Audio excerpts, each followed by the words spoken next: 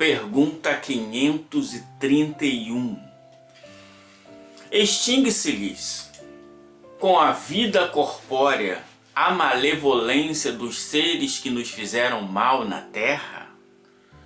Resposta: muitas vezes reconhece a injustiça com que procederam e o mal que causaram, mas também não é raro que continuem a persegui-vos cheios de animosidade, se Deus o permitir, por ainda vos experimentar. Então aqui é uma questão muito interessante, né? Porque as relações de afeto, desafeto, afinidade, simpatia, isso é, as relações morais continuam no mundo moral. Então é natural que se alguém tem um desejo mal por outro alguém, esse desejo pode ou não continuar. Como assim pode ou não continuar? Por quê? Dependendo do grau evolutivo, após a pessoa voltar para o mundo espiritual, ela consegue perceber a grandiosidade das coisas, as leis, etc. Então, ela passa a ver a vida de uma forma diferente. Outros não. Até por um estado de inferioridade, preso aos seus desejos, aos seus pensamentos, continuam ainda a perseguir, continuam a não aceitar a si próprio. Porque na maioria dos casos, o ódio que temos pelo outro é o não se perdoar, permitir que o outro faça algo contra a gente. Então a gente não se permite aceitar que isso é possível e quer descontar na ação do outro, que também tem as mesmas liberdades para agir como nós. Então isso pode continuar por muitos séculos. É aquela questão que já está esclarecida até na própria Revista Espírita, né? Tem obsessão de encarnado para desencarnado, de desencarnado para encarnado e de desencarnado para desencarnado, porque a obsessão é uma ação moral de um espírito sobre outro, em especial uma ação má. Ora, todos os espíritos podem se influenciar de desencarnados para desencarnados, desencarnados para encarnados e encarnados para desencarnados. Todos eles podem influenciar mutuamente e essa influência pode ser má. Influência má de um espírito sobre o outro é obsessão. Então, isso pode continuar. E aí vem a pergunta 531A. Pode-se pôr termo a isso por que meios? Espera aí. Um espírito não gosta de mim, me persegue e mesmo depois de morto ele continua a me perseguir. Como é que eu consigo acabar com isso? Essa é uma boa pergunta, né? Podemos terminar com isso? Sim. Como? Orando por eles e lhes retribuindo o mal com o bem. Isso é muito importante. Por quê? Fora da doutrina espírita, saindo da doutrina espírita, a ação sobre os espíritos, que não são as nossas próprias ações, de modo geral, ela tem algum componente externo. Por exemplo, vamos dar comida aos antepassados, vamos fazer uma obrigação para o espírito tal, fazer isso com tal. Sempre tem uma ação, vamos fazer um ritual para expulsar o espírito. Todas essas ações são externas e nenhuma ação externa é capital na mudança do espírito. Uma ação externa pode até ser um dos componentes, mas o que faz realmente o espírito mudar sua escolha. Rapaz, isso é muito difícil, né? Ele tem que escolher mudar? Sim.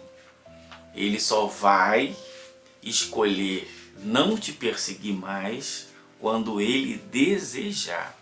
Então qual é a forma que eu tenho para influenciar essa escolha? Irradiando sobre ele bons pensamentos, bons sentimentos, para que ele perceba que pelo menos da nossa parte não há animosidade, não há ódio, não há malignidade. Então, por que eu tenho que fazer o quê? Orar por ele. O que é orar? Interceder, pedir a intercessão de Deus sobre ele. Quando fazemos isso, irradiamos bons fluidos sobre ele. E ele percebe isso. Retribuindo o mal com o bem. Nossa, ele influenciou o meu filho. Nossa, que maldade. Sim, o que eu posso fazer? Orar por ele. O que eu posso fazer? Fazer alguma coisa que vá ajudá-lo. Assim nós estamos dando elementos a ele para que ele possa refletir por ele mesmo. Ok? Então essa é a receita. Isso é a moral espírita. Essa é a moral espírita. Então assim, vamos criar uma redoma para afastar os maus. Vamos fazer isso, vamos fazer aquilo.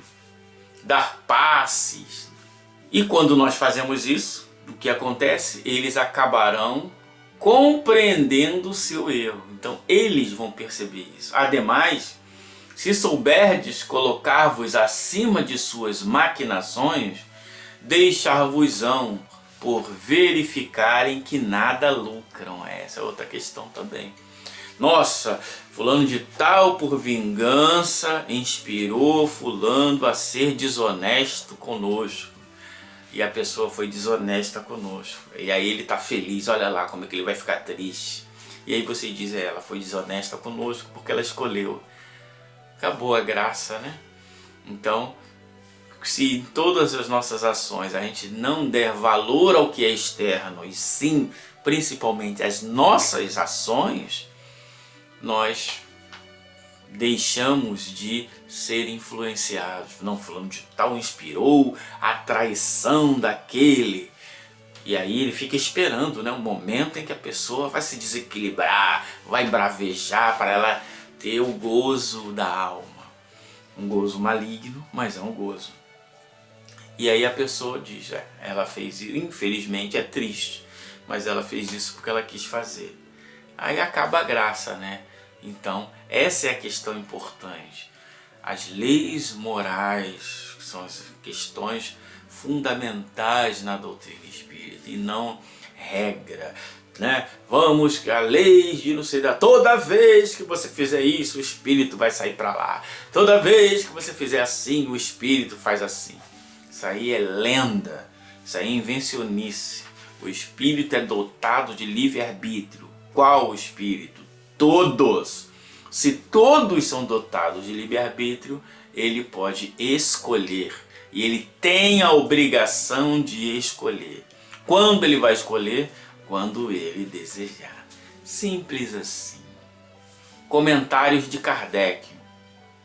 A experiência demonstra que alguns espíritos continuam em outra existência a exercer a vingança que vinham tomando e que assim, cedo ou tarde, o homem paga o mal que tenha feito a outra. Então, às vezes, a vingança, o desejo de vingança rompe a erraticidade inteira e vai até outras existências. Então, por que rompe assim?